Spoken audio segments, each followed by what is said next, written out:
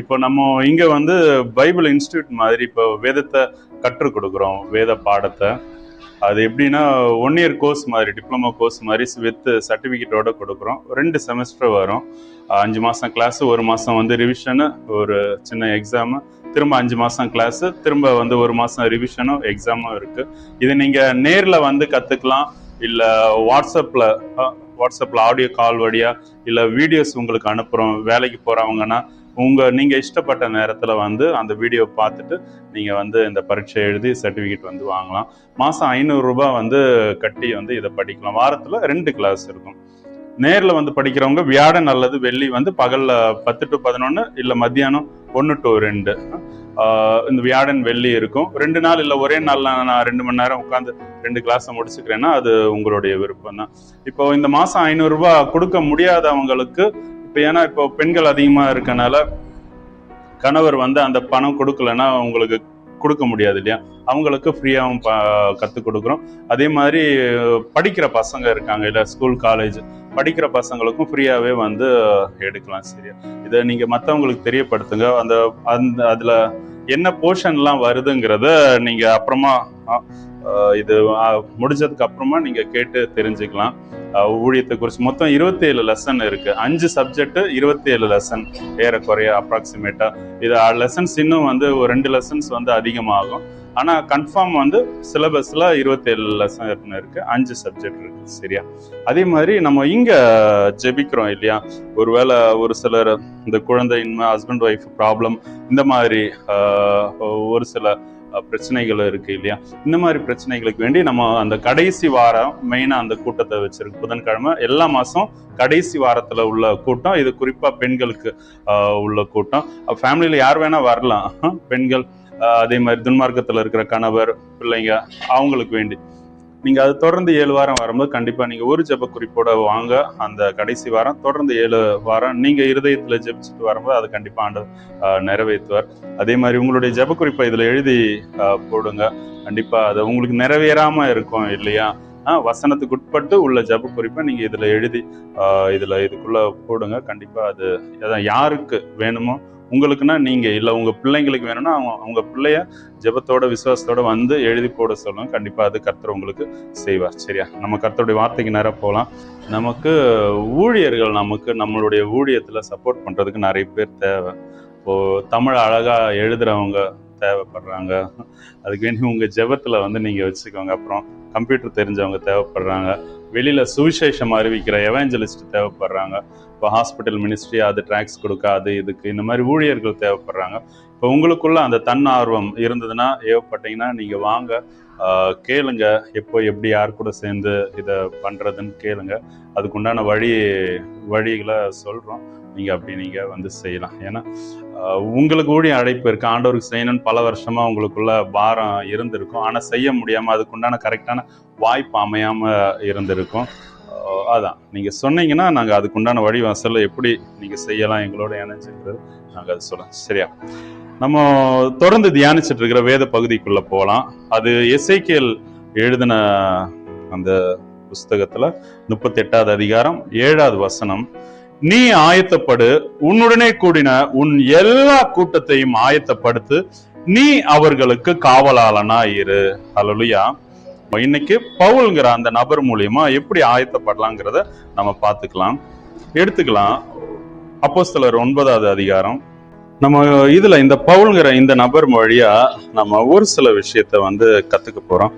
முதல்ல இந்த நபர் என்ன பண்றாருன்னு பார்ப்போம். பிரதான ஆசாரியர்கிட்ட போய், இப்போ இந்த கிறிஸ்து இருக்காரு இல்லையா, கர்த்தருடைய சீஷரை பயமுறுத்தி கொலை செய்யறதுக்கு பிரதான ஆசாரியர்னா நம்ம சர்ச் பாஸ்டர், ஓகே, அதாவது பிஷப் அப்படின்னு வந்து சொல்லலாம். பிரதானமா இருக்கிற அந்த ஆசாரியர்கிட்ட போய் அவர் நிருபத்தை எழுது வாங்குறது, ஓகே, பர்மிஷன், அந்த அத்தாரிட்டி வாங்குறதுக்கு அவர்கிட்ட போறாரு. இந்த மார்க்கத்தாராகிய புருஷரை ஆகிலும் ஸ்திரீகளை ஆகிலும் நான் கண்டுபிடித்தால் அவர்களை கட்டி எருசலேமுக்கு கொண்டு வரும்படி தமஸ்குவில் உள்ள ஜெப ஆலயங்களுக்கு நிருபங்களை கேட்டு வாங்கினான். ஹல்லேலூயா.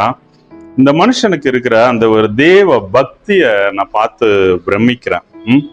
அவருக்குள்ள அந்த பதவி அதிகாரம் அதெல்லாம் இருக்கட்டும். இந்த பவுல் யாருன்னா, இவர் வேதத்தை கற்று தேர்ந்தவர், வேத பண்டிதர்.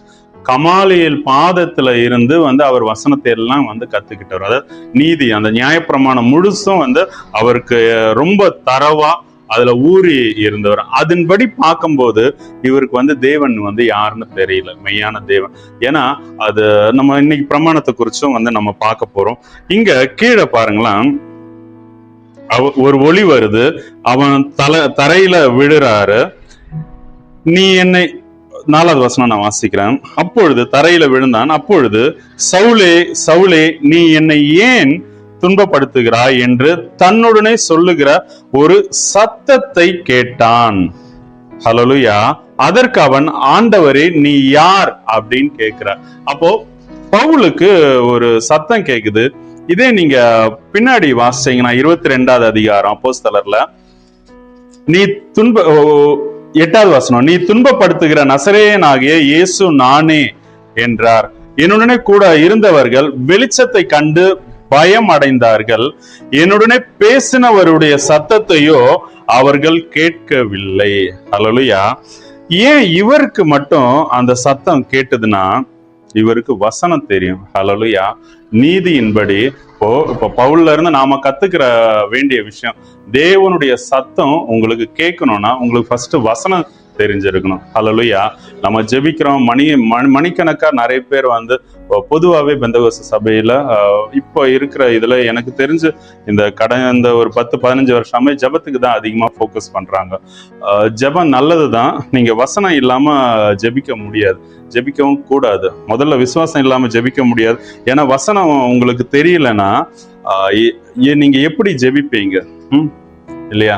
தேவன் வானத்துல இருக்காரு, நீங்க பூமியில இருக்கீங்க. உங்களுடைய வார்த்தை வந்து அது கொஞ்சமா இருக்கட்டும் அப்படின்ட்டு சொல்றாரு இல்லையா? இப்போ நம்ம பக்தி விருத்தி இல்லாம தேவையில்லாத பேசுற ஒவ்வொரு வார்த்தைக்குமே வந்து தேவன் வந்து நியாய தீர்ப்புல நம்மள கணக்கு கேட்பாரு இல்லையா? அப்போ நமக்கு வசனம் தெரியலன்னா தேவ சித்தம் என்னன்னே தெரியாது இல்லையா? தேவனுடைய சித்தத்தின்படி வந்து நம்ம வேண்டிக் கொண்டால்தான் அவர் வந்து கொடுப்பாரு. அதே மாதிரி வசனம் தெரியாம ஒருமனப்பாடின் ஆவி வராது. ஒருமனப்பாடின் ஆவி வேணும்னா கண்டிப்பா வசனம் வேணும். அதே மாதிரி தேவ சித்தத்தை வந்து நமக்குள்ள இருந்து தேவ ஆவியானவர் தான் 8:26 ரோமரின் படி பார்க்கும்போது ஆவியானவர் தான் வாக்கு கடங்காத பெருமூச்சோடு நமக்குள்ள இருந்து வேண்டுதல்களை ஏறெடுப்பார். நம்ம தான் உட்கார்ந்து வந்து மாம்சத்துல அதை கொடுங்க, இதை கொடுங்க, இதை செய்யுங்கன்னு சொல்லி கேட்கிறோம். ஆக்சுவலா ஜெபம்ங்கிறது நமக்குள்ள இருக்கிற ஆவியானவரை தேவனிடத்துல இருந்து பேச விட்டு கொடுக்கணும். நம்மளுடைய சரீரத்துல இருக்கிற அந்த கட்டை விட்டு கொடுக்கும்போது அவர் வந்து ஜெபத்தை ஏறெடுப்பாரு, அது வந்து நடக்கும். ஹல்லேலூயா. அவர் ஏறெடுக்கிறதுக்கு வேண்டிதான், நம்மளுடைய மாம்சக்கிரியை அழிக்கிறதுக்கு வேண்டிதான் நம்ம முதல்ல பாட்டு பாடி கைத்தட்டி அந்த ஒரு மனதோடு வந்து அப்போ என்ன சொல்ற பழைய பரிசுத்தவான்கள்லாம் சபைங்கிறத இந்த ஆராதனை முறைமைகளை வந்து செட் பண்ணி இருக்காங்க. அப்போதான் நம்ம அந்த மைண்ட் எல்லாத்தையும் விட்டு ஒரு மனதோட ஒரு நிலைக்கு வந்ததுக்கு அப்புறம் ஜெபத்தை ஏறெடுப்பாங்க. அதுவும் வந்து ஒரு சில ஜெப குறிப்புக்கு நம்ம எல்லாரும் சேர்ந்து ஒரு மனதா ஜெபிக்கும் போது அது சீக்கிரமாவே நடக்கும். ஹல்லேலூயா. சரி, ஃபர்ஸ்ட் பாயிண்ட், நீங்க உங்களுக்கு தேவனுடைய சத்தம் கேட்கணும்னா நீங்க வசனம் தெரிஞ்சே ஆகணும். வசனம் தெரியாம தேவ சத்தம் ஒருத்தருக்குமே வந்து அது கேட்காது. ஹல்லேலூயா. இந்த வசனம் நீங்க பல்வேறு விதத்துல உங்க கூட கிரியை செய்யும். வசனத்தை வாசிக்க தெரியாம இருக்கலாம், அதை புரிஞ்சுக்க உண்டான தேவ ஞானம் இல்லாம இருக்கலாம், தெய்வ ஆவியானவருடைய நடத்துதல் இல்லாம இருக்கலாம். ஆனா உங்களுக்கு இன்னொருத்தங்க கதை மாதிரி, இப்ப சின்ன வயசுல நீங்க கிளாஸ் எடுக்கும் போதெல்லாம் எப்படி பிள்ளைங்களுக்கு சொல்லி கொடுப்பீங்க? கதை மாதிரி தான் சொல்லி கொடுப்பீங்க இல்லையா? அப்போ அதே மாதிரி நீங்க கேட்டிருப்பீங்க, கேள்விப்பட்டிருப்பீங்க, நிறைய இடத்துல இல்ல ஃப்ரெண்ட்ஸுங்க ஏதாச்சும் பேசியிருப்பாங்க, அதன் வழி உங்களுக்கு உள்ள போயிருக்கும் வசனத்தை. அது தேவனுடைய வேலை. வசனத்தை ஜனங்களுக்கு உள்ள உலகம் எங்கும் வந்து கொண்டு போறது தேவனுடைய வேலை. அது பிற மார்க்கத்துல இருந்தாலும் அந்த இது இப்போ சமஸ்கிருதத்துல எல்லாம் வந்து மந்திரம் ஓதுறது எல்லாமே வந்து பைபிளுக்குள்ள இருக்கிற விஷயத்தை தான் அவங்க சமஸ்கிருதத்துல ஓதுறாங்க. அவங்க ஆக்சுவலா அதுல தேறின அந்த பூஜாரிகளுக்கு தெரியும் வசனம் என்ன சொல்லுது. அதாவது கன்னி மரியாளின் வயிற்றுல பிறக்கிறவர் தான் தேவன், அவர் ஒளியா இருக்காரு, அவருக்கு என்ன சொல்றது மரணம் இல்லை, இந்த விஷயம் எல்லாம் தெரியும். அத உலகத்துல யார் அப்படி இருந்தாருன்னு பார்த்தாலே அழகா வந்து கிறிஸ்து தான் ரட்சகர்னு தெரிஞ்சுக்கலாம். ஆனா அதை செய்ய மாட்டாங்க. தெரிஞ்சாலுமே வந்து தெரியும், ஆனா நாங்க எங்க இந்த சடங்காச்சாரத்தை இந்த முறைமைகள் எல்லாம் விட்டுட்டு வர முடியாது அப்படின்னே வந்து நிறைய இந்த ஹிந்து அந்த பூஜாரிகள்லாம் வந்து சொல்றாங்க, பெரிய பூஜாரிகள்.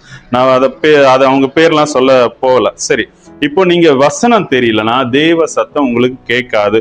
ஒரு சொப்பனத்தை காண்றீங்க, அதனுடைய அர்த்தம் என்ன? 4 பேர்கிட்ட கேளுங்க, 4 விதமா வந்து சொல்லுவாங்க.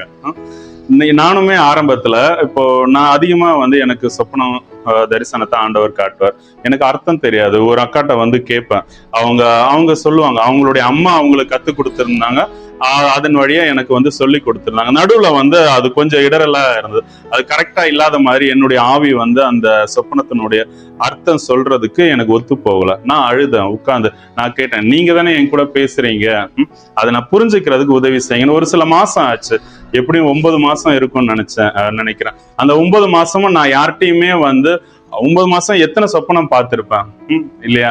ஏறக்குறைய 270 நாள் வரும். எத்தனை சொப்பனம் பார்த்திருப்பேன், எவ்வளவு தரிசனங்கள் ஆண்டவர் காமிச்சிருப்பார், ஒண்ணுத்துக்குமே அர்த்தம் தெரியாது. ஆனா கேட்டுக்கிட்டே இருப்பேன், ஆண்டவரே சொல்லி கொடுங்க, சொல்லி கொடுங்க, சொல்லி கொடுங்க. அதுக்கப்புறமா அவர் ஒரு நாள் வந்து எனக்கு விளக்க ஆரம்பிக்கிறாரு. 100% சொப்பனம் எல்லாமே வசனத்துக்கு உட்பட்டு தான் இருக்கு. வசனத்துக்கு உட்படாம ஒரு சொப்பனமும் இல்ல, ஒரு தரிசனமும் இல்ல. வசனம் சொல்லி இருக்கு இல்லையா? அப்ப பரிசுத்த ஆவியானவரே அவர் என்ன பண்ணுவாரு, என்னிடத்துல இருந்துதான் உங்களுக்கு எடுத்து போதிப்பார் அப்படின்ட்டு. அப்போ அவருடைய அந்த கிறிஸ்துவனுடைய உபதேசம் இல்லாம, இந்த பைபிள் இல்லாம உங்களுக்கு யாரு ஒரு தூதனே வந்து சொன்னாலும் அதை வந்து நீங்க நம்ப வேண்டாம். ஹல்லேலூயா. அப்போ இந்த வசனத்தை நீங்க புரிஞ்சுக்கணும். தேவன் அவர் உங்ககிட்ட பேசுற சத்தத்தை கேட்கணும்னா நீங்க வசனத்தை தெரிஞ்சே ஆகணும். நம்ம பேசலாம், யார் வேணா வந்து ஆண்டவர்கிட்ட வந்து பேசலாம், அது எல்லாருக்கும் வந்து அந்த உரிமை இருக்கு. ஏன்னா உங்களுடைய சிருஷ்டிகர் தான் அவர் இல்லையா? அப்ப நீங்க எல்லாருமே வந்து பேசலாம். ஆனாலும் அவர் பேசுற சத்தம் கேட்கணும்னா அதுக்கு நீங்க வசனத்தை தெரிஞ்சிருக்கணும். நீங்க பவுலுக்கு வந்து பிரமாணம் எல்லாம் தெரியும், அந்த வசனத்துல அவன் புரிஞ்சுக்கிட்ட ரீதியில அவன் வைராக்கியமா இருக்கான். தேவனுக்கு நன்மை செய்யறதா நினைச்சிட்டுதான் இனி ஒருத்தன் கிறிஸ்துவன் ஒரு ஆள் வந்திருக்காரு, அவனை வந்து ஜனங்களாம் பின்பற்றுறாங்க, இவன் வந்து தேவனை விட்டு வழி விளக்குறான்னு நினைச்சுதான் அவங்கள கொல்லணும்னு சொல்லிட்டு பவுல் இங்க வந்து பிரயாசப்படுறாரு இல்லையா? ஹல்லேலூயா.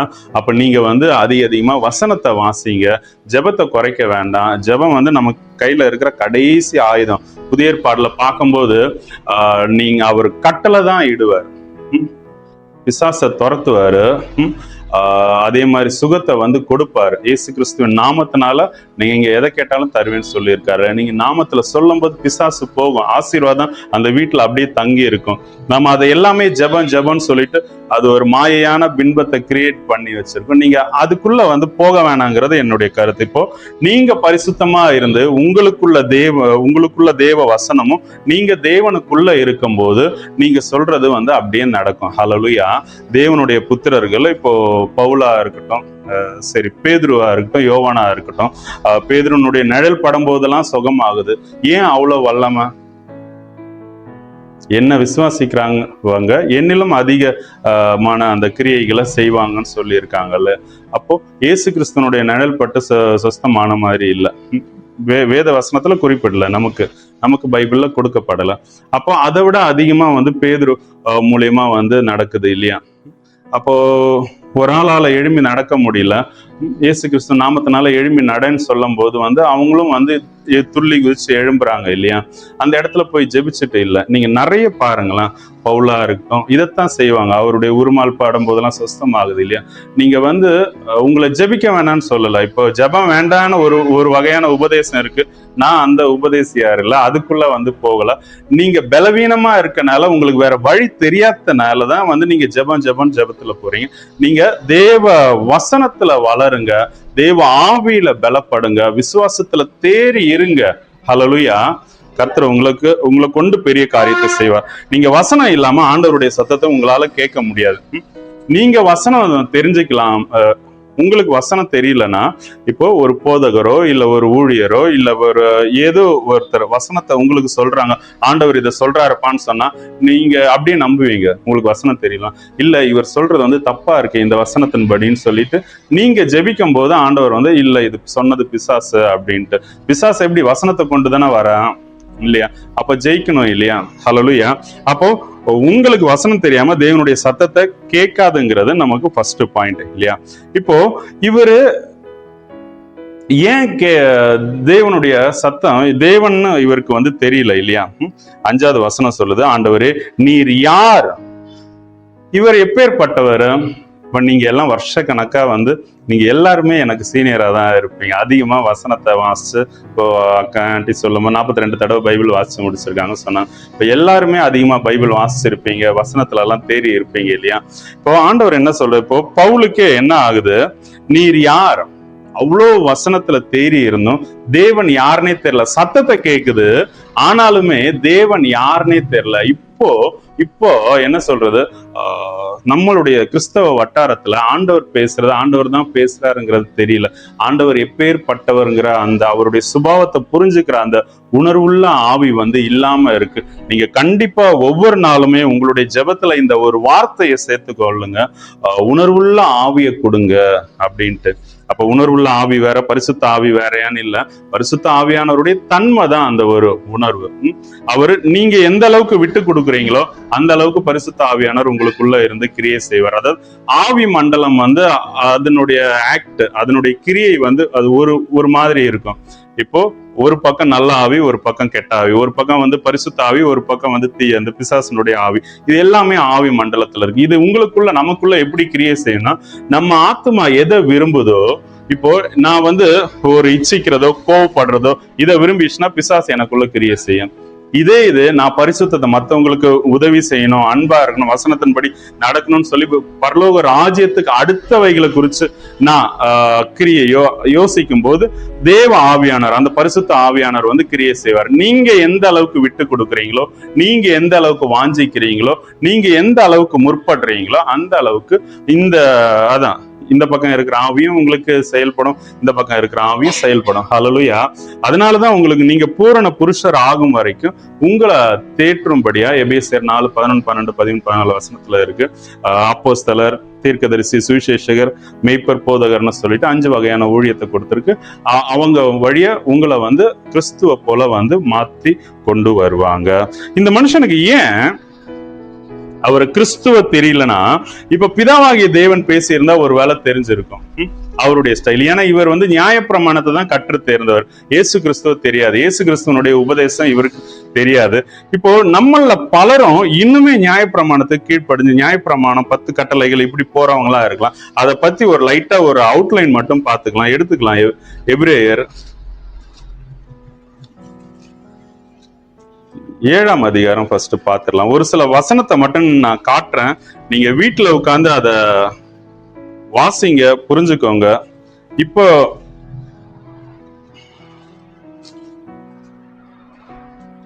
18வது வசனம், முந்தின கட்டளை பலவீனம் உள்ளதும் பயனற்றதுமாய் இருந்தது நிமித்தம் மாற்றப்பட்டது. நல்லா தெரிஞ்சுக்கோங்க. முந்தின கட்டளை அது மொத்தம் 614 கட்டளை வரும். அதுல பிரதானமா அந்த 10 கட்டளைகள் அப்படி இருக்கும். முந்தின கட்டளைகள் பலவீனம் உள்ளது, பயனற்றதுமா இருந்தது. 7:18 எபிரேயர் புதிய ஏற்பாடுல 303ஆம் பக்கம். அப்போ அது மாற்றப்பட்டது. 19வது வசனம், நியாய பிரமாணமானது ஒன்றையும் பூரணப்படுத்தவில்லை. அப்போ இது 2வது, அதனால அந்த நியாய பிரமாணம் போயிடுச்சு. இப்போ இங்க பார்க்கும்போது 11வது வசனத்தை நான் ஃபுல்லா வாசிக்கிறேன்னு, அல்லாமலும் இஸ்ரேல் ஜனங்கள் லேவி கோத்திர ஆசாரிய முறைமைக்குட்பட்டு இருந்தல்லவோ நியாயப்பிரமாணத்தை பெற்றார்கள். உங்க எல்லாருக்கும் வசனம் தெரியும், அதனால நான் வேகமா ஓடுறேன். நியாயப்பிரமாணத்தை பெற்றார்கள். அந்த ஆசாரிய முறைமையினாலே பூரணப்படுதல் உண்டா இருக்குமானால் ஆரோனுடைய முறைமையின்படி அழைக்கப்படாமல் மெல்கிசதேக்கினுடைய முறைமையின்படி அழைக்கப்பட்ட வேறொரு ஆசாரியர் எழும்ப வேண்டுவதன். அதாவது அந்த பழைய பாட்டுல கொடுத்த அந்த நியாயப்பிரமாணம், அந்த ஆசாரிய முறைமைகள், அந்த வழிபாட்டு முறை எல்லாமே அது கரெக்டா இருந்தது. அது வந்து பூரணப்படுத்தி அது ஜனங்களை வந்து ஒரு விடுதலை கொடுத்திருந்ததுன்னா இனி ஒரு பிரமாணம் வர வேண்டியது அவசியம் இல்லை, இயேசு கிறிஸ்து வர வேண்டிய அவசியமே இல்லை. அப்போ அந்த பூரணப்படுதல் யார் மூலியமா வருது? கர்த்தரா இருக்க கிறிஸ்து இயேசுவா வருது. அவர் எந்த பிரமாணத்தின் வழி வராருன்னா மெல்கிசதேக்கினுடைய முறைமையின்படி வரார். அப்போ 12வது வசனம் சொல்லுது, ஆசாரியத்துவம் மாற்றப்பட்டு இருக்குமேயானால் நியாயப்பிரமாணமும் மாற்றப்பட வேண்டியதாகும். ஹல்லேலூயா. சரி, நம்ம பின்னாடி 9வது அதிகாரத்துக்குள்ளேயும் லைட்டா ஒரு சில வசனத்தை மட்டும் காட்டுறேன், நீங்க அப்புறமா உட்காந்து தியானிங்க. டவுட்னா நீங்க அப்புறம் போன்லயோ நேர்ல கூட வந்து நீங்க கேளுங்க, இதை விளக்கி சொல்ல கண்டிப்பா முடியும்.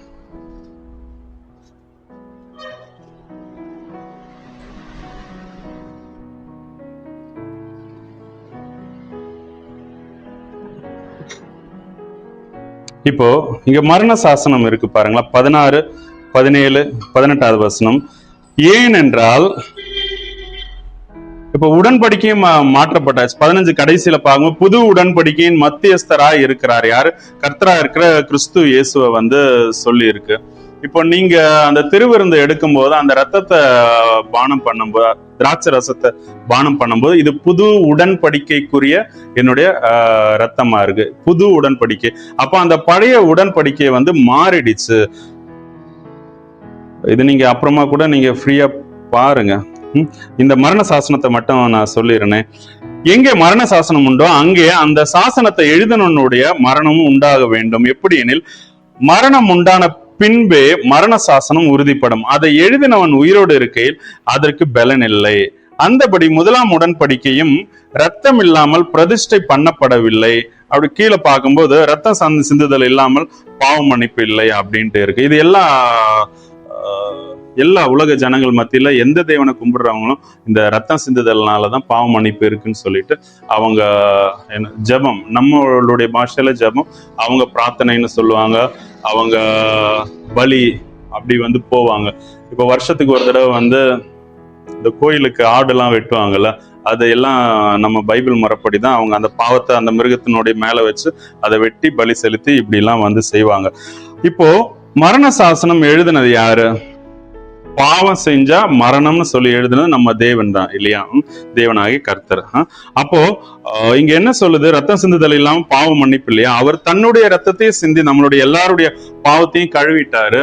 இதுக்கு வேண்டி இனி ரத்தம் சிந்தப்பட வேண்டாம் அப்படிங்கிறது தான் அங்க சொல்லி இருக்கு. அதுக்கு முன்னாடி நீங்க வாசிக்கும் போது இப்ப ஆசாரிப்பு கூடாரத்தை பத்தி வந்து சொல்லி இருக்கோம். ஆசாரிப்பு கூடாரத்துல வருஷத்துக்கு ஒரு தடவை வந்து பிரதான ஆசாரியர் ஒவ்வொரு தடவையும் போய் ரத்தத்தோட, மிருகத்தினுடைய ரத்தத்தோட போய் நிற்கும் போது அப்ப அவங்களுடைய பாவம் முழுமையா கழுவப்படலை இல்லையா? அதனால இயேசு கிறிஸ்து வந்ததுக்கு அப்புறம் இப்ப கழுவப்பட்டாச்சு. நாம எல்லாரும் வந்து கிறிஸ்துவுக்குள்ள பரிசுத்தவான்களா நீதிமான்களா ஆக்கப்பட்டு இருக்கோம். இனி ஒரு என்ன சொல்றது, பரிசுத்தமாக்கப்படுதல் தேவையில்லை. இதையுமே பெந்தகோஸ்த வட்டாரத்துல பார்த்தா அது பரிசுத்தப்படுத்துகிறதுக்குன்னு ஒரு சர்வீஸ் வச்சிருப்பாங்க, ஆயத்த கூட்டம் அப்படின்னு. ஆக்சுவலா பார்த்தா நம்ம எல்லாரையுமே வந்து ஆயத்தப்படுத்தி இருக்காரு. அவருக்கு என்ன எப்போ தேவை இதை செய்யணுமோ அப்ப நம்மள அந்த செகண்ட்ல ஆவியானவர் வந்து உணர்த்தி ஃபுல்லா வந்து பரிசுத்தமாக்கி அவர் வந்து நம்மள இருந்து கிரியையை நடப்பிப்பாரு. இதை நீங்க புரிஞ்சுக்கோங்க. அப்போ நியாயப்பிரமாணத்தை கட்டிட்டு நம்ம திரும்பவுமே இது பண்ணுவேணும். இதுல குறிப்பா தசம பாகத்தை குறிச்சு, அதே மாதிரி அந்த காணிக்க சபைக்கு செலுத்த வேண்டியது குறிச்சு அதிகமா வந்து பேசுவாங்க. பட் புதிய ஏற்பாடுல பார்த்தா தசம பாகம் இல்ல. ஒரு இடத்துல சொல்லுது, மத்திய 23 வாசிங்களா? மத்திய 23 யாராச்சு எடுத்தவங்க?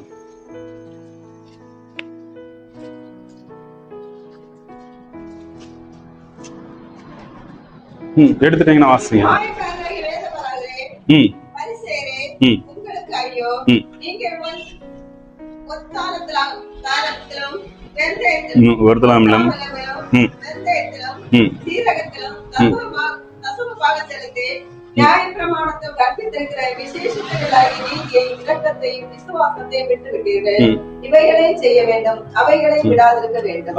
இந்த வசனத்தை எடுத்து வந்து ஆக்சுவலா சொல்லுவாங்க, இது நியாயப்பிரமாணம் தான். நியாயப்பிரமாணம் கிறிஸ்து உயிர் தெழுந்ததுக்கு அப்புறம் அவர் அந்த நியாயப்பிரமாணத்தை ஜெயிச்சுட்டாரா? அதனால வந்து அதையும் செய்யணும் இதையும் செய்யணும்னு போட்டு நீங்க கன்ஃபியூஸ் பண்ணிக்காதீங்க. உங்களுக்கு மைண்டுக்குள்ள இருக்கிற போதனை அப்படி இருக்கும். அது மொத்தத்துல தான் நியாயப்பிரமாணம். அப்போ நியாயப்பிரமாணத்துலதான் அந்த விசுவாசம், அன்பு, நீதி இதை வந்து விட்டுட்டீங்கன்னு சொல்றாரு. நீங்க வந்து புதிய பாட்ட, அதை கிறிஸ்து உங்களுக்கு கொடுத்த உபதேசத்தை வந்து ஃபாலோ பண்ணாலே போதும். இப்போ அதாவது நான் உங்களுக்கு என்ன சொல்றேன், கடைசி காலத்துல இப்போ நீங்க 100 மார்க் எடுக்கிறதுக்கு முடியாது. அதுக்கு நீங்க பிறக்கும் போதே பரிசுத்தமா இருந்துதான் 100 மார்க் எடுக்க முடியும். பாஸ் மார்க் எடுக்கிறதுக்கு நித்தியத்துக்கு போகணும்னா நீங்க இதை மட்டும் கரெக்டா சரி பண்ணாலே நீங்க ஆயத்தப்பட்டுருவீங்கன்னு சொல்லிட்டு வந்து உங்களுக்கு நோட்ஸ் கொடுக்குறோம், முக்கியமான இம்பார்ட்டன்ட் நோட்ஸ்ன்னு சொல்லிட்டு சொல்றேன். சரி, அப்ப நீங்க அப்ப தசம பாகம் இல்ல, அப்ப காணிக்கை பத்தி என்ன சொல்லுது வசனம்னா, நீங்களே தேவனுடையவங்க, ரத்தத்தை கொடுத்து உங்களை வாங்கியாச்சு. நீங்க யாரு? தேவனுடைய சொத்து. அவர் ரத்தத்தை விலைக்கிரயமா கொடுத்து உங்களை வாங்கிட்டாரு இல்லையா? அப்போ நீங்களே அவருடையவர்னா உங்களுடைய எல்லாமே அவருடையதான். அது அப்படி வரும்.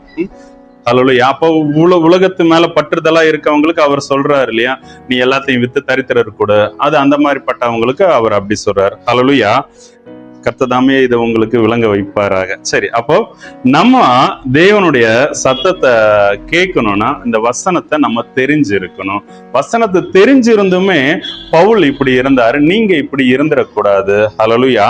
கர்த்தருடைய வேலை வரும்போது என்ன ஆகுது? சரி, உடனே அப்போ எனக்கு ஒருவேளை நீங்க வசனத்துல நிறைய பேர், நான் சிஎஸ்ஐல இருக்கும்போது வந்து கிங்ஸ்லியுடைய ஒய்ஃப்லாம் இல்ல, அவங்களாம் வசனத்துல அந்த என்ன எக்ஸாம் இருந்தாலும் இது பண்ணுவாங்க. ஆண்டவர் ஒரு சில தடவை வந்து அவங்களுக்கு வீட்டுல போய் சந்திச்சு அவங்கள பேசுறதுக்கு உணர்த்தினாரு. நாங்க போவோம். அப்ப பார்த்தா அவங்க வசனம், இதுல எந்த வசனம் கேட்டாலும் மனப்பாடமா ஒப்பிப்பாங்க.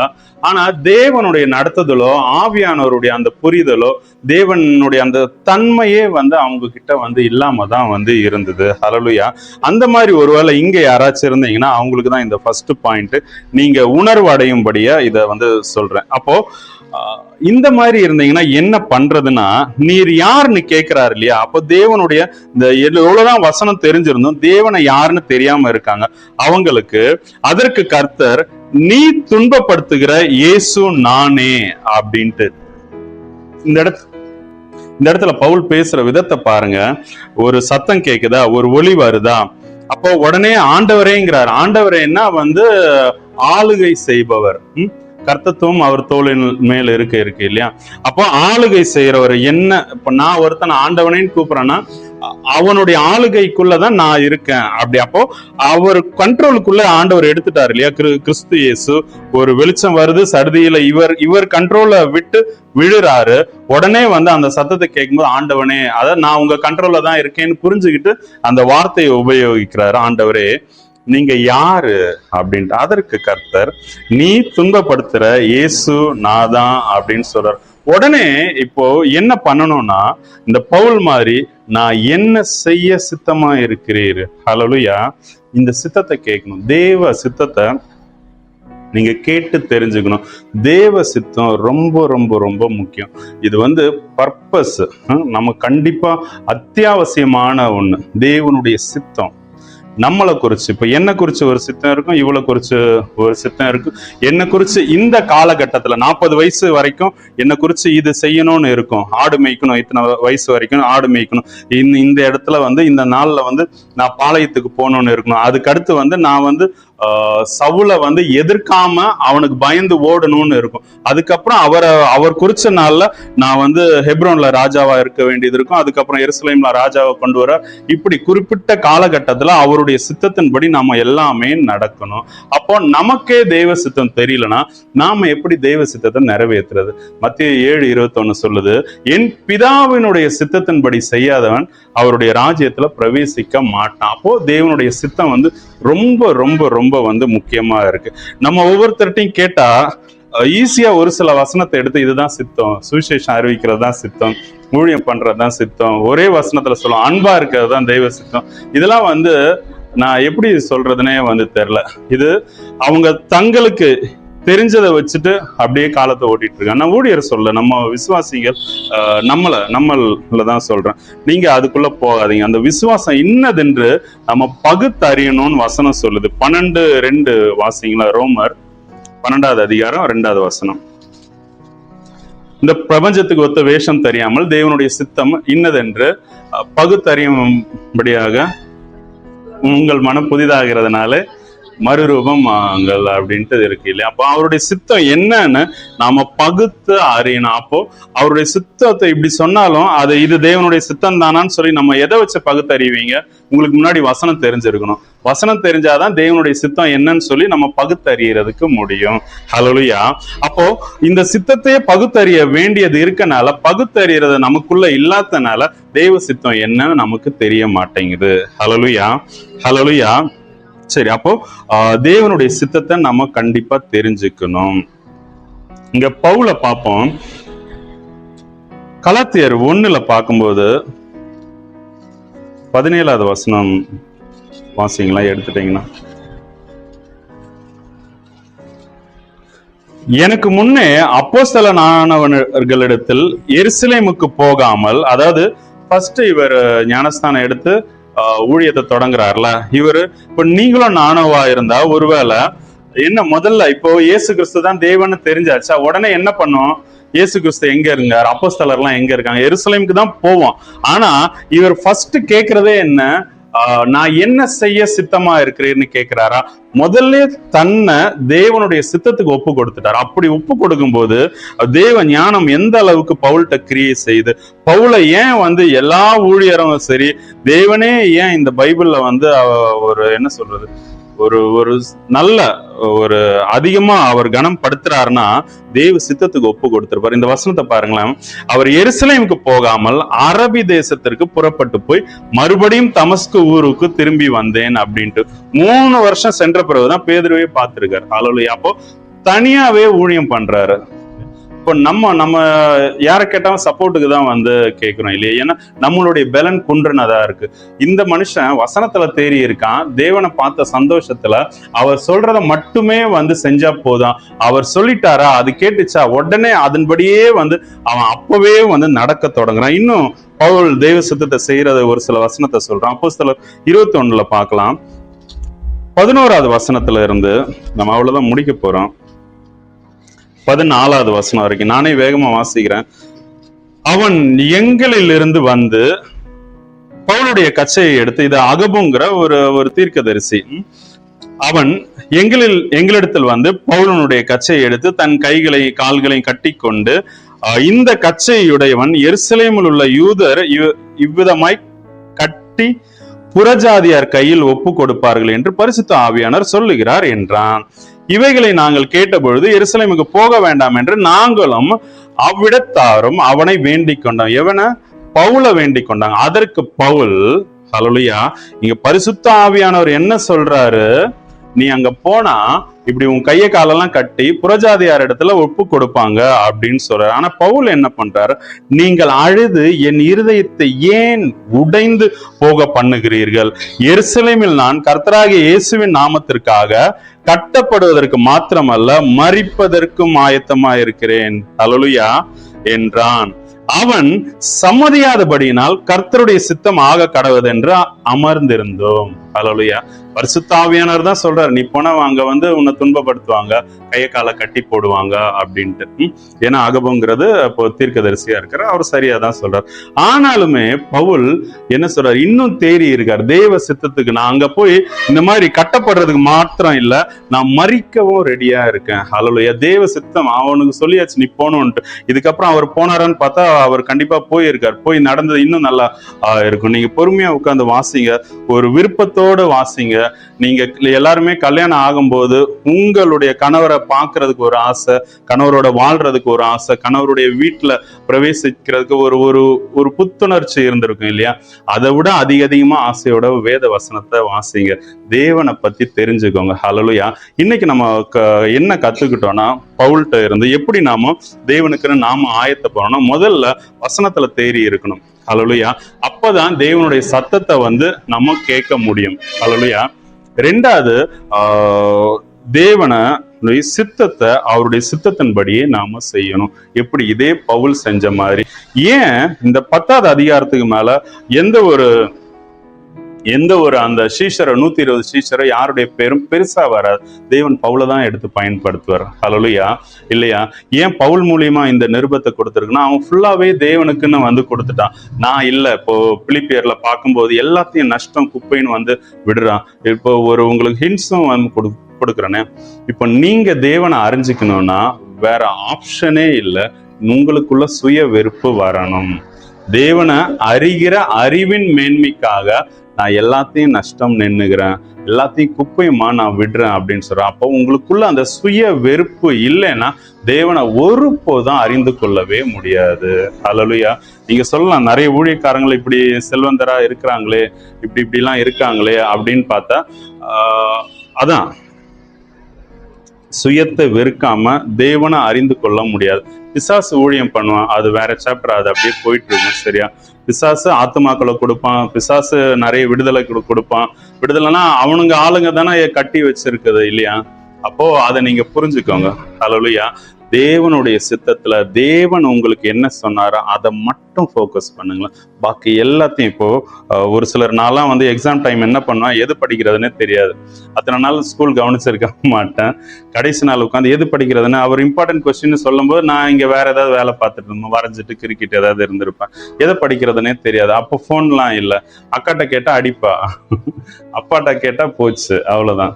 அப்போ எது படிக்கிறதுனே தெரியாது. இந்த மாதிரி கிறிஸ்தவர்கள் இப்ப போயிட்டு இருக்காங்க. உங்களுக்கு இது ஒரு வாய்ப்பா இருக்கு. அப்ப தேவ சித்தத்தை ஃபோக்கஸ் பண்ணுங்க. எல்லாத்துக்கும் வேண்டி ஜெபிக்கிறத ஒரு 5 நிமிஷம் 10 நிமிஷம் வச்சுட்டு, தேவனே உங்க சித்தம் என்ன குறிச்சு நான் இப்போ இந்த காலத்துல என்ன செய்யணும், நீங்க உங்களை ஜீவ பலியா ஒப்பு கொடுங்க. மனசார இவ்வளோ வந்து நம்ம வருஷம் வாழ்ந்தாச்சு, எல்லாத்தையும் பார்த்துருப்பாங்க. இனி தேவனுக்குன்னு நம்ம வாழலாம். எசப்பா எனக்கு எதுவும் வேணாம், நான் என்ன உங்களுக்கு தரேன், நான் என்ன செய்ய சித்தமா இருக்கிறேன். இப்போ நம்மளே பாவ மனுஷங்க, நம்மளை கொண்டு தேவன் வந்து ஏதோ செய்யணும்னு சித்தம் கொண்டிருந்தார் இருக்காருன்னா அது எவ்வளவு பெரிய பாக்கியம் இல்லையா? நம்மளை ஒப்பு கொடுக்கலாம், நம்ம ஜெபிக்கலாம். ஹல்லேலூயா. ஸ்தோத்திரம் தகப்பனே, ஸ்தோத்திரம் ராஜா, ஸ்தோத்திரம் ராஜா. ஓ தேவனே உம்மை துதிக்கிறோம் ராஜா, துதிக்கிறோம் ராஜா, துதிக்கிறோம் தகப்பனே. ஓ கர்த்தாவே, ஹல்லேலூயா, ஸ்தோத்திரம் ராஜா. தேவனே உம்மை தொழுது கொள்றதுக்கு நாங்க பாத்திரர் அல்ல ராஜா, உம்முடைய நாமத்தை உச்சரிப்பதற்கும் நாங்க பாத்திரர் அல்ல ராஜா. ஆனாலும் நீர் எங்க மீது கொண்ட அன்பினால ராஜா, கர்த்தாவே இவ்வளவாக எங்களுக்கு வேதத்தை பகுத்து எங்களுக்கு போதிக்கிறீர் தகப்பனே ராஜா. உமக்கு நன்றி ராஜா, உமக்கு நன்றி ராஜா. உம்முடைய அன்புக்கு அளவே இல்லை தகப்பனே. நீர் ராஜா எங்க மீது இந்த அளவு கடந்த அன்பு வச்சிருக்கிறனால, நாங்க இன்னும் உம்மோடு கூட இருக்கும்படியாக நீங்க விரும்புறனால ராஜா, கர்த்தாவே அதற்குண்டான வழிவாசல்களை எங்களுக்கு சொல்லி கொடுக்குறீங்க ராஜா. ஓ தேவனே, இதோ அடிமைகள் இருக்கிறோம் ராஜா, நாங்க உமக்கு அடிமைகள் தகப்பனை. பேதுரு அழகா சொல்லி இருக்க ராஜா, உம்முடைய வசனத்தை, உம்முடைய அந்த இரத்தத்தினால ராஜா எங்களை நீங்க வாங்கி இருக்கீங்க ராஜா, விலைக்கிரயமாக செலுத்தி வாங்கி இருக்கீங்க. நாங்க எங்களுடையவர்கள் அல்ல தகப்பனே, நாங்க உம்முடையவர்கள் ராஜா. நீரே எங்களுடைய மணவாளர் தகப்பனே ராஜா. எஸ் தகப்பனே ராஜா, நீரே எங்களுடைய நாயகனாக இருக்கிறீர் தகப்பனே ராஜா. ஓ தேவனே, உமக்கென்று எங்களை ஜீவ பலியாக ஒப்பு கொடுக்கிறோம் ராஜா. நான் அல்ல, கிறிஸ்துவே என்னில் ஜீவிக்கிறார்னு சொன்னது மாதிரி, ஓ தேவனே எங்களை ஒப்பு கொடுக்கிறோம் ராஜா. எங்கள்ல இருந்து சுகந்த வாசனையை முகர்வீராக தகப்பனே ராஜா. எஸ் தகப்பனே, எங்களை பழுதற்று ராஜா, எங்களை கரையற்று தகப்பனே ராஜா. நீர் எங்களை பரிசுத்தமாக்குவீராக. நீரே பரிசுத்தமாக்குகிற கர்த்தர் தகப்பனே. உம்மை என்று எங்களால ஒன்றும் செய்யக்கூடாது ராஜா. ஓ தேவனே, திக்கற்று போய் வந்திருக்கிறோம் ராஜா. நாங்க என்ன செய்வதென்று தெரியல தகப்பனே ராஜா. உலகத்துல பார்த்தா எங்களுக்கு தேவையான எல்லாம் இருக்கு தகப்பனே, ஆனாலும் பரலோகத்துக்கு போகிற அந்த நித்திய ஜீவனுக்கு போகிற அந்த வழி எங்களுக்கு தெரியல ராஜா. அந்த இடுக்கமான வழி எப்படி பிரவேசிக்கணும்னு கூட எங்களுக்கு தெரியல ராஜா. கர்த்தாவே எங்களுக்கு தெரிஞ்சது தகப்பனே ராஜா, கிறிஸ்து இயேசு என்கிற நாமம் தெரியும் ராஜா. நீர் எங்களை நேசிக்கிறீர் என்பது தெரியும் ராஜா. உம்மிடத்துல ராஜா, உம்முடைய கரத்துல வந்து விழுகிறோம் தகப்பனே. எங்களை ஏற்றுக்கொள்ளுங்க ராஜா. எங்களுக்கு தகப்பனே எங்களை நியமித்த அந்த வேலையை சொல்லி கொடுங்க ராஜா. அந்த ஓட்டத்தை தகப்பனே ராஜா ஓட எங்களை ஆயத்தப்படுத்துங்க தகப்பனே. ஆயத்தப்படுத்துவீராக ராஜா. ஓ எஸ் தகப்பனே, எஸ் ராஜா, எஸ் ராஜா, எஸ் தகப்பனே. ஹல்லேலூயா. ஸ்தோத்திரம் ராஜா, ஸ்தோத்திரம் தகப்பனே, ஸ்தோத்திரம் ராஜா. நாங்க எதை நோக்கி ஓட வேண்டும் என்று ராஜா நீர் எங்களுக்கு சொல்லி கொடுப்பீராக தகப்பனே. ஓ தேவனே உதவுங்க ராஜா, உதவுங்க ராஜா. ஹல்லேலூயா, ஹல்லேலூயா. Yes daddy. அப்பா ஆண்டவரே, நீர் எங்களுக்கு உதவுகிற தேவனாயிருக்கிறீர் ராஜா. சவுலே, நீ முள்ளல் உதைக்கிறது எனக்கு கடினமாமோ அப்படின்ட்டு தேவனே அப்பா நீர் கேட்டு ஆண்டவர் அப்பா அதை பெற்றுக்கொண்டே இருக்கட்டாவே. என் தேவாதி தேவனே, அவன் ஆண்டவர் அப்பா பரிசுத்தமாக வேண்டும் என்று நீர் விரும்பி நிற்கட்டாவே. ஆண்டவரே, வேதத்தினுடைய ரகசியங்கள் அனைத்தையும் கற்று தேர்ந்தவன் பவுல். கபாலியின் பாதத்திலே கற்று தேர்ந்த ஒரு வேத வாரகனாயிருந்தான். அப்படிப்பட்டவனே, ஒன்று நான் கற்றுக்கொள்ளவில்லை, நான் கற்றுக்கொண்டது கையளவுதான், நான் கல்லாதது உலகளவு இருக்கிறது என்று தேவன் அவனை மாற்றினார். நாம் நினைக்கிறோம், நான் எல்லா வாரமும் ஜெபத்துக்கு ஆண்டவரே நான் ஆலயத்தை செல்லுகிறேன், எல்லா வேதத்தையும் 10 முறை நான் படித்தேன் என்று நினைக்கிறான். மரண சாசனம் எழுதினவன் மரித்தால்தான் அந்த மரண சாசனம் நிறைவேறப்படும். கர்த்தர் சொல்லுகிறார், பாவத்துக்கு நீ மரித்து நீதிக்கு பிடித்திருக்க வேண்டும். இந்த சாசனம் ஆண்டவரை நிறைவேற வேண்டும் என்றால் சரீரத்துக்கு நீ மரித்து ஆவிக்கு பிடித்திருந்து ஆவியிலே நீ உயிர் வாழ வேண்டும் என்பதுதான் கர்த்தர் விரும்புகிற சாசனமாயிருக்கிறது. அதையே நம்மளால நிறைவேற்ற முடியவில்லை என்றால் எப்படி கர்த்தருக்கென்று ஊழியத்தை நாம் செய்கிறது? ஹல்லேலூயா. இன்றைக்கு பவுல் வழியாக தேவன் நமக்கு ஒரு பாடத்தை கற்றுக் கொடுத்திருக்கிறார். எத்தனை கற்று தேர்ந்தவர்களாய் இருந்தாலும் தேவன் அப்பா பிதாவுடைய சித்தத்தை நான் என்ன செய்ய சித்தமாயிருக்கிறேன், நீ யார் ஆண்டவரே, நான் என்ன செய்ய சித்தமாயிருக்கிறேன், உம்முடைய சித்தத்தை செய்ய என்னை நடத்தும் என்று சொல்லி நான் மரிக்கிறதுக்கும் நான் ஆயத்தமாயிருக்கிறேன் என்று சொல்லி பவுல் சொன்னான். நாம் சரீரத்துக்கே பாவத்துக்கு மரிக்கிறதுக்கே ஒத்துக்கொள்ளவில்லை என்றால் இந்த சரீர மரணம் எப்படி ஏற்றுக்கொள்ளப்படும்? கர்த்தர் சொல்லுகிற சரீரத்துக்கு மரித்து இந்த உலகத்திலே நீ ஆவியிலே வாழ முடியும் என்று அவர் சொல்லுகிறார். ஹல்லேலூயா. தேவன் ஆவியாயிருக்கிறார், சரீரத்துக்கு அல்ல. தேவன் அவர் ஆவிக்கு தேவனாயிருக்கிறார். நன்றியோடு கொடுமை துதிக்கிறோம் தேவன் அப்பா. ஆண்டவரே, இந்த சரீரத்தில் இருக்கிற நாங்கள் அதை உணர்ந்து கொண்டு இந்த வேதத்தினுடைய ரகசியங்களை நான் கற்றுக்கொண்டு கரெக்டான பாதையிலே என் லக்க நோக்கி நான் ஓடி பாவ மன்னிப்பின் நிச்சயத்தை பெற்றுக்கொண்டு நான் ஜீவகிரீடத்தை பெற்றுக்கொள்ள பவுல் எப்படி அறிக்கை விட்டாரோ அப்படி நாங்களும் அறிக்கையிட எங்களை நடத்துவீராக தேவன் அப்பா. உங்க சித்தத்தை நாங்கள் அறிந்து கொள்ள வேண்டும். மகன் மூலமாக கர்த்தர் ஆண்டவரே எங்களுக்கு கற்றுக் கொடுத்த இந்த பாடத்தை நாங்கள் ஆண்டவரே ஆண்டவரை முயற்சி செய்து கர்த்தாவே இடத்தில் இன்னும் அதிகமாக கிட்டி சேர எங்களுக்கு கிருபை பாராட்டும் தேவனே. எல்லாவற்றையும் இடைய கருத்தில் ஒப்புக் கொடுக்கிறோம். வந்திருக்கிற பிள்ளைகளை ஆசீர்வதியும், அவருடைய குடும்பங்களை ஆசீர்வதியும், அவர்கள் பிள்ளைகளை ஆசீர்வதியும், அவருடைய ஆண்டவரே சரீரங்களை பலத்தோடு கூட ஆண்டவரே நீர் பாதுகாத்துக் கொள்வீராக தேவன் அப்பா. உம்முடைய வருகை மட்டும் நாங்கள் ஆண்டவரே உங்களை நினைத்து நிற்க கர்த்தர் கிருபை பாராட்டும். வருகையில எங்களையும் நீ நினைத்தருளுவீராக தேவனே. வந்திருக்கிற அத்தனை பேரும் இடைய கருத்தில் தருகிறோம். சமாதானத்தோடு அனுப்பி வையும். எல்லாவற்றையும் இடைய கருத்தில் பொறுப்படுத்திக் கொள்ளும். துதி கன மகிமையெல்லாம் உமக்கு ஒருவர் கேர் எடுத்துக்கொண்டு இயேசு கிறிஸ்துவன் மூலம் ஜெபத்தை கொள்ள நல்ல பிதாவே, ஆமென். எல்லோரும் சேர்ந்து சொல்லலாம். என் ஆத்துமாவே கர்த்தரை ஸ்தோத்திரி, என் முழு உள்ளமே பரிசுத்த நாமத்தை ஸ்தோத்திரி, என் ஆத்துமாவே கர்த்தரை ஸ்தோத்திரி, கர்த்தர் செய்த சகல உபகாரங்களும் மறவாதே. ஆமென். God bless you, all of you.